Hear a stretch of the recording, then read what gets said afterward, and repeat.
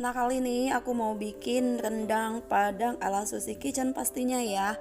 Ini mudah sekali bikinnya, bahan-bahannya udah aku tulis di atas ya. Semua bahannya ini lengkap, bumbu dapur kita pakai semua. Daun jeruk ya, kemudian kita haluskan seperti ini. Ini benar-benar halus, jangan sampai nggak halus ya, karena kalau nggak halus itu rasanya nanti nggak enak. Kemudian kita bikin apa sih namanya, serundeng ya. Kelapa serundengnya dikongseng seperti ini sampai warna coklat. Kemudian kita panaskan minyak. Lanjut kita tumis bumbu yang sudah kita haluskan tadi.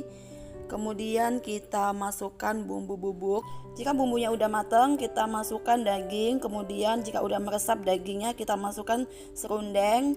Jika udah meresap pun kita masukin santan 1 liter, santannya paling kental ya. Kemudian masak selama 2 jam. Jika udah 2 jam hasilnya seperti ini. Ini udah kering ya, udah meresap semua. Dan hasilnya seperti ini, rendang ala Susi Kitchen.